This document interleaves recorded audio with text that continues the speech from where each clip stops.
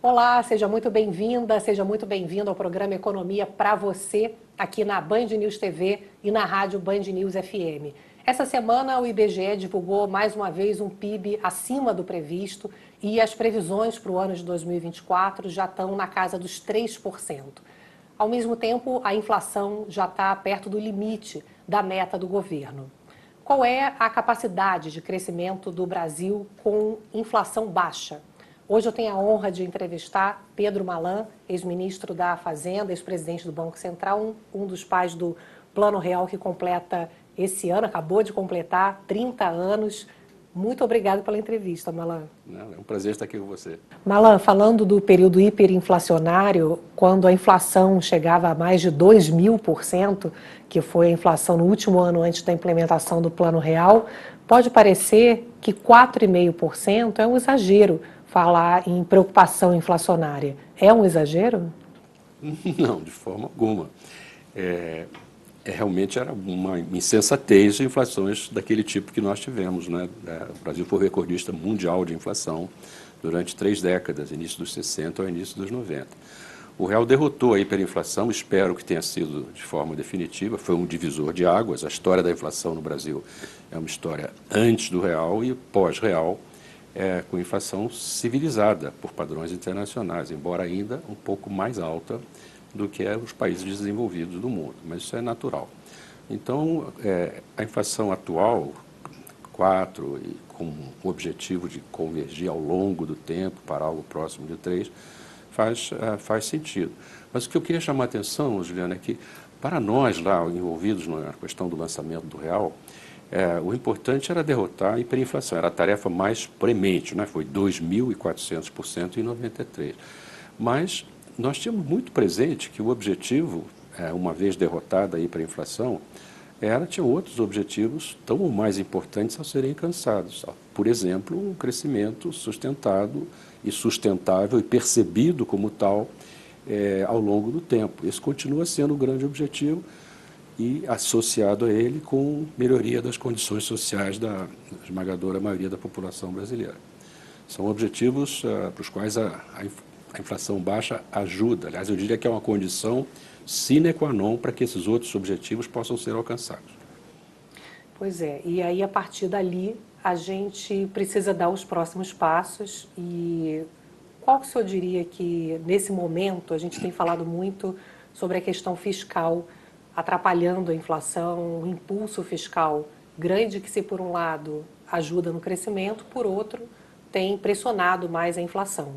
A questão fiscal hoje, ela seria uma espécie de segundo passo hoje, o principal ponto a ser equacionado? Não, seguramente é um dos principais, porque nós temos uma taxa de incertezas muito grande na economia brasileira, e na economia e no contexto político institucional também. Mas nós temos um regime monetário que está em vigor há mais de 25 anos, né? O regime de metas de inflação.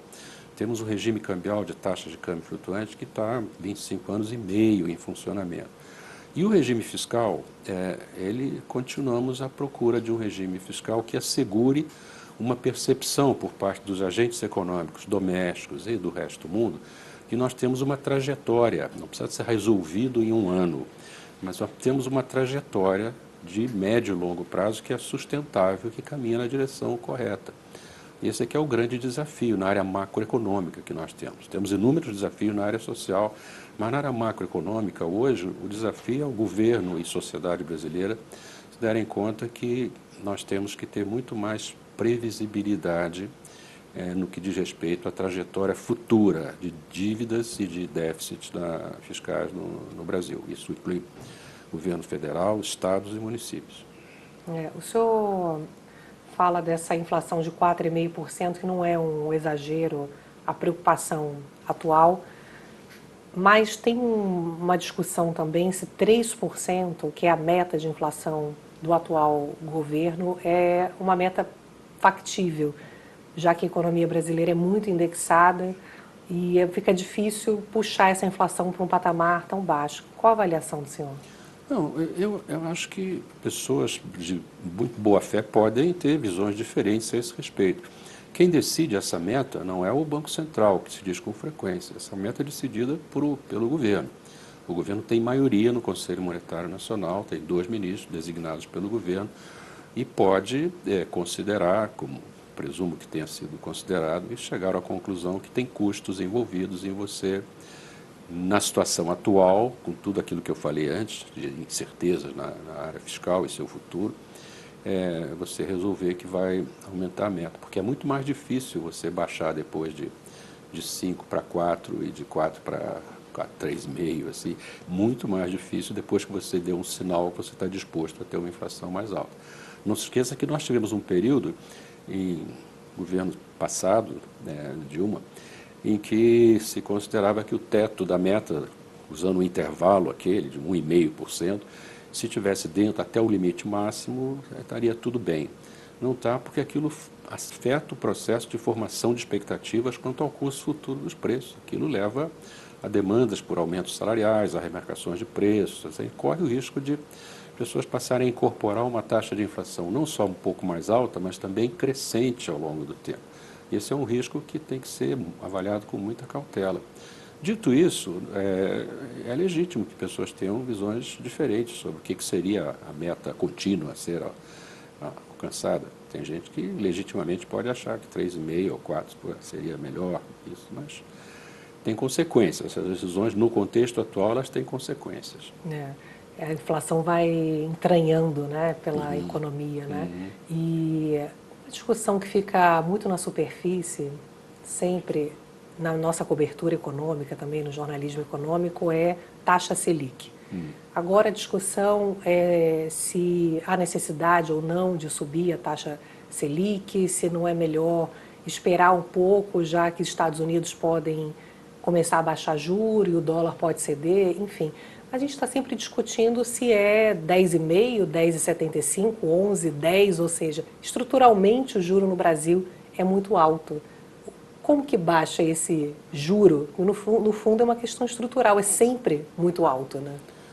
Não, o juro real no Brasil, quer dizer, descontado a inflação, ele, por várias razões da economia, da política brasileira, ele tende a ser um pouco mais alto do que nos Estados Unidos, por exemplo, países mais organizados que o Brasil. É muito legítima a discussão. Agora, nós estamos com os 10,5. Tem gente que acha, com argumentos sólidos, que deveria parar por aí, aguardar isso que você falou, como a evolução dos movimentos de outros bancos centrais no mundo agora, que é uma tendência de redução, e esperar um pouco mais. O que eu não vejo é sugestões assim de pessoas que devem baixar agora, imediatamente, no contexto que nós estamos, né? Sim. A discussão é se mantém esperando um pouco mais ou se sinaliza, não necessariamente na próxima reunião, a que se chamou no passado de viés de alta, se a inflação continuar preocupando, né, em termos de distância da meta que tem como objetivo. Mas eu acho que é uma discussão legítima. O fato é que nós não estamos começando do zero, né? Estamos ali nos 10,5. Né? Pois é. Se nós tivéssemos começado do zero, onde é que estaríamos? Aí depende de como é que estaríamos na parte fiscal e na parte de... eu vou dizer assim, redução de taxa de incerteza sobre a economia, não só a economia, mas também o contexto político institucional, que é grande e ele tem um efeito sobre o processo de formação de expectativas quanto ao futuro. A economia, você sabe, você cobre a economia há muito tempo. A economia é sempre olhando para frente, as pessoas estão sempre trabalhando com probabilidades de materialização de eventos futuros, atribuindo probabilidades a elas, e revendo isso numa base diária. Então, quando as pessoas dizem, não, mas a pesquisa Focus está errada, erraram sempre, aquilo ali é revisto todo dia. E, veja, é uma mediana aquilo ali. Significa que aquele número que tem lá, quando diz assim, o crescimento vai ser de 1,5% na mediana, no início do ano, assim, erraram porque vai ser 2,5%, 3%. aquilo ali era a média. Tinha gente que achava que ia ser mais de 1,5. Metade da minha amostra achava que ia ser mais de 1,5 e metade achava que ia ser menos. Aquilo ali foi uma média. E ela é alterada todo dia, toda semana. As pessoas estão revendo aquilo à luz de novas informações o tempo todo. O que é normal, né? É normal, é assim que funciona.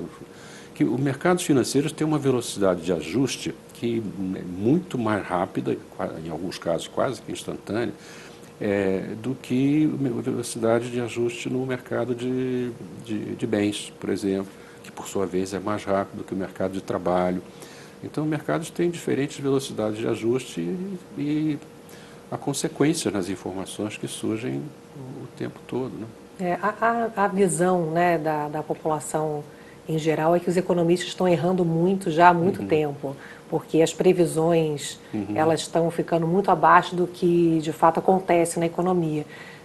Será que a gente mudou o patamar de crescimento do Brasil? Bom, primeiro sobre erro. Sempre erraram, né? O mundo inteiro.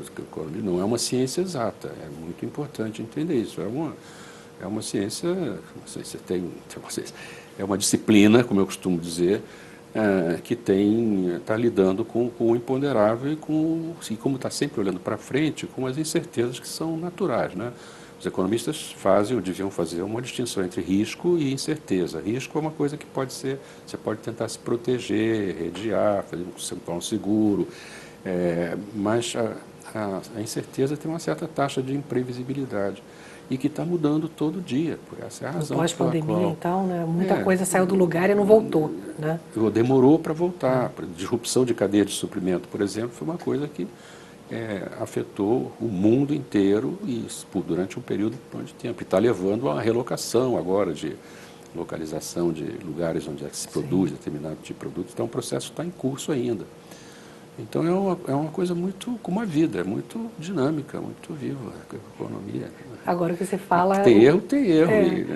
O governo mesmo tem falado muito sobre essa discussão, né, da capacidade de crescimento do Brasil com inflação baixa. A gente ouvia sempre 1,5%, agora o Brasil cresce em torno de 3%, e parece que esse seria um novo patamar, será, de crescimento do Brasil? Você é muito jovem, mas eu me lembro, teve uma época que o Brasil, as pessoas achavam que a taxa de crescimento que o Brasil deveria ter, porque tinha sido a média entre 1950 e 1980, devia ser pelo menos 7% ao ano. Tinha gente que achava que tinha que ser mais que isso. Tipo 7 era pouco. 7 era pouco. Veja só a China que está crescendo. Felizmente isso ficou para trás. Ninguém acha hoje que a taxa de crescimento sustentável ao longo do tempo no Brasil pode ser 6, 7% ao ano. As discussões ficaram um pouco mais realistas, levando em conta a nossa situação. Nós não temos mais uma população crescendo a 3% ao ano, a população urbana 5% ao ano, gente entrando no mercado de trabalho. Nós estamos, pelo contrário, nós estamos envelhecendo muito rapidamente, né? Menos gente entrando na força de trabalho por ano. Nossa população vai estabilizar em 2040, 2041 e vai começar a declinar a partir daí. Nós estamos envelhecendo muito rapidamente. E a grande discussão, para quem está olhando médio e longo prazo, é se nós vamos superar a chamada armadilha da renda média antes de virarmos um país velho, que só as pessoas de mais de 60 anos estão aumentando a sua participação na população, que é o que vai acontecer no final dos anos 40. Vamos ter que ter nova rodada de reforma da Previdência na próxima década dos 30 para lidar com essa situação. Porque o envelhecimento significa custos exponenciais na área de saúde e prevenção de saúde, né? Então, é muito importante uma discussão de mais médio e longo prazo. Eu entendo o fascínio com o que vai acontecer em 2024, como é que vai fechar o ano e 2025, mas acho que nesses momentos assim é preciso tentar olhar mais adiante para problemas de médio e longo prazo, mesmo sabendo que tudo é gradual e que tem urgências no gradualismo, mas estamos precisando ter uma visão mais de perspectiva no futuro do Brasil. A política é sempre curto prazo, né? Está sempre pensando nas próximas eleições, é sempre difícil fazer um pacto de médio e longo prazo. No livro que vocês lançaram agora, dos 30 anos do Real, crônicas no calor do momento, vocês falam sobre as condições políticas favoráveis daquele momento para a implementação do Plano Real. Será que a gente consegue politicamente chegar nesse momento favorável como tivemos no Plano Real? Isso não é uma estação a que se chegue, né? Isso aí é uma tarefa contínua e é preciso ter sentido de direção e de propósito. E uma coisa muito importante, Juliana, governar é definir prioridades, né? Tem escolhas a ser feitas, tem opções.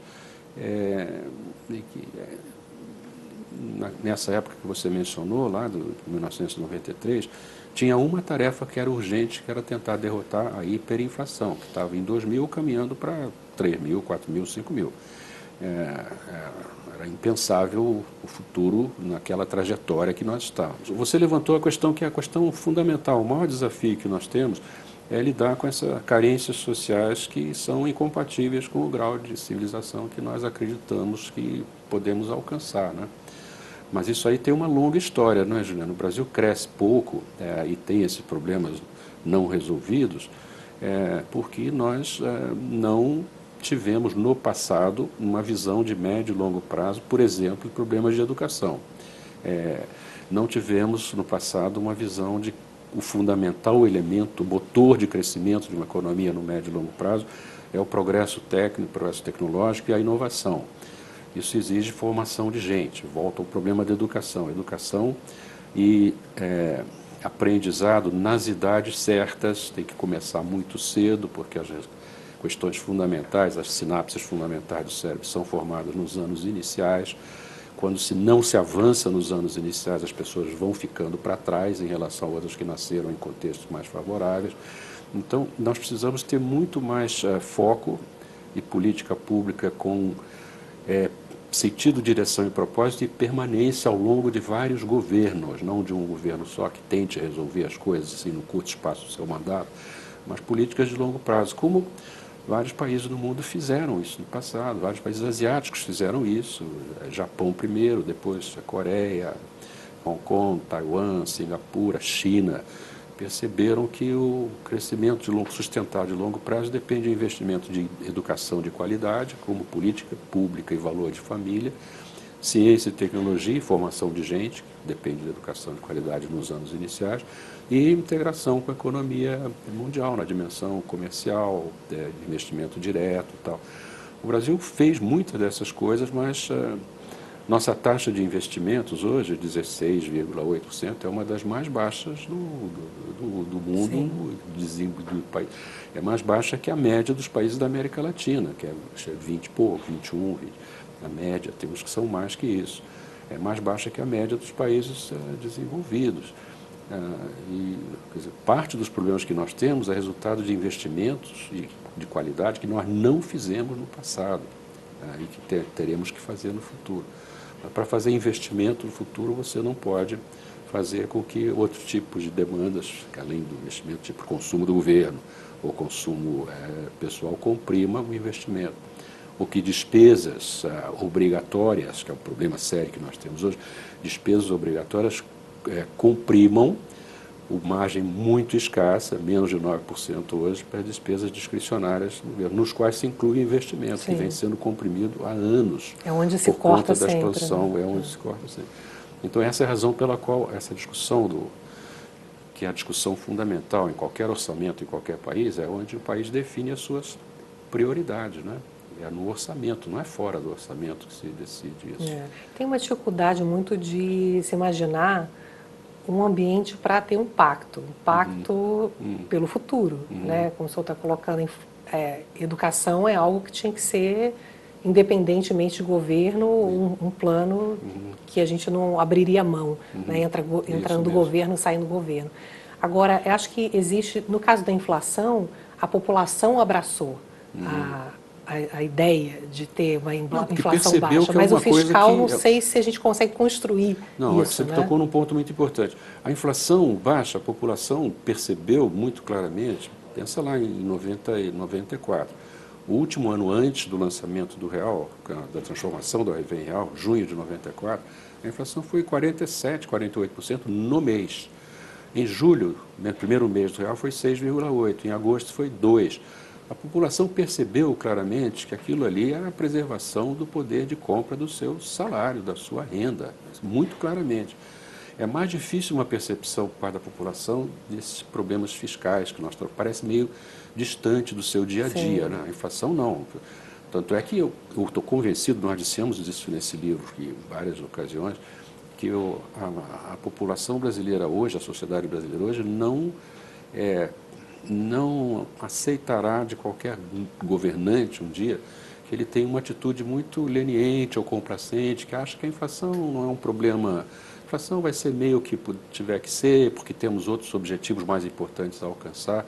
Eu acho que hoje em dia isso não é mais percebido, porque Delfim Neto costumava dizer, né, a parte mais sensível do corpo humano é o bolso. Então, é fácil perceber a inflação. Você vê os problemas que o Biden está tendo lá nos Estados Unidos, é porque tem muita gente, né, principalmente alguns desses estados que vão definir a eleição, que acham que os níveis de inflação foram muito altos no passado, que os preços ainda estão mais altos do que eram antes da Covid. Então, a inflação é um elemento fundamental, como é o emprego, o desemprego também, são coisas que tocam o dia a dia das pessoas. Para esse dia a dia, para as pessoas estarem assoberbadas pelas dificuldades do dia a dia, a discussão fiscal parece uma coisa meio esotérica, né? É complicado, é chato, é desagradável. E a percepção é sempre que a corda arrebenta do lado mais fraco, né? Ah, vamos fazer um ajuste fiscal, então vamos fazer uma nova reforma da Previdência antes de resolver privilégios, como no judiciário, entre os militares. Então, acho que falta também, como estou trazendo essa questão, que eu acho que é o pacto político, porque ninguém quer abrir mão.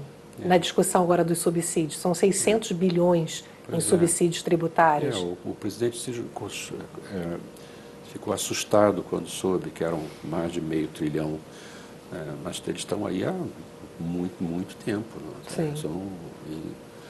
Como diz um amigo meu, não existe nenhuma linha do orçamento brasileiro que não tenha um pai, uma mãe, um tio, um avô, uma avó, uma família de interesses por trás. E cada um espera que no orçamento do ano subsequente ele mantenha o que já tinha sido alocado a ele no ano anterior e um adicional, como diria o Ibrahim Suede, um plus a mais de recursos adicionais para o próximo exercício. Então, tem uma luz no fim desse túnel? Tem, claro que tem. Mas aí volto a ser o exemplo da experiência lá do Real. O Real não teria acontecido, não fora o fato de que o presidente Itamar Franco nomeou, designou uma situação muito insólita, mas o ministro das Relações Exteriores, que era o Fernando Henrique Cardoso, como ministro da Fazenda. E que o Fernando Henrique Cardoso foi capaz que era um político experimentado, respeitado no Congresso, na opinião pública, presença pública no Brasil muito tempo, conseguiu reunir em torno de si essas pessoas, Pércio Arida, André Lara Rezende, Edmar Baixa, Gustavo Franco, Murilo Portugal e outros, e que aquilo permitiu um ataque assim, determinado contra a hiperinflação, porque tinha uma década de discussões prévias sobre como fazer aquilo. Qual é a lição, a grande lição dos 30 anos do Real? É que tudo depende, essas questões que nós estamos conversando, depende de lideranças políticas que tenham uma clara percepção da natureza dos desafios a enfrentar e capacidade de reunir em torno de si, ou nas posições que podem gerar políticas públicas, pessoas que tenham se debruçado sobre aqueles assuntos. Isso vale para a educação, vale para a saúde. É liderança política que tenha visão de médio e longo prazo e capacidade de se cercar de pessoas nas quais ela tenha confiança, que tenham confiança mútua entre si, que não estejam projetos políticos pessoais, independentemente da condução da política. Esse é um grande desafio, mas isso vale para qualquer país. O Brasil não é exceção e não será.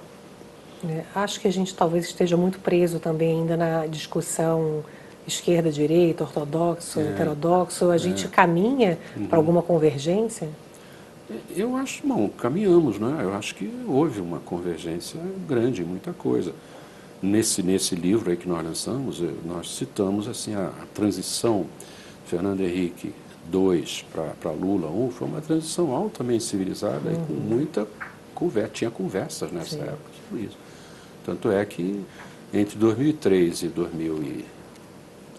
a virada de março, abril para 2006, a condução da política macroeconômica de Lula 1 foi praticamente a continuação da política macroeconômica de FHC 2. Quer dizer, eu achei até que nós tínhamos encontrado ali um rumo, que era possível um Brasil, uma democracia própria, ter alternância de poder, teve alternância de poder, uma oposição ganhou, mas não houve nenhuma tentativa de reinventar a roda, de fazer uma nova experiência jamais experimentada no mundo, que ia reformular tudo. É uma percepção de que tem certas coisas que têm que ser meditadas, conversadas e consideradas. O importante é não perder o sentido de rumo, direção, propósito e visão de médio e longo prazo, que foi o que precisamos retomar. Talvez hoje a questão da credibilidade seja até mais importante do que os números. O ministro Haddad falou isso essa semana. Temos aí uma transição no Banco Central, primeira transição de um Banco Central autônomo e ainda muita incerteza em relação a essa autonomia técnica. O que o senhor está vendo o Brasil para frente? Temos muitos riscos? Essa questão da credibilidade, ela vai entrar no rumo? Precisamos mais credibilidade, previsibilidade e estabilidade.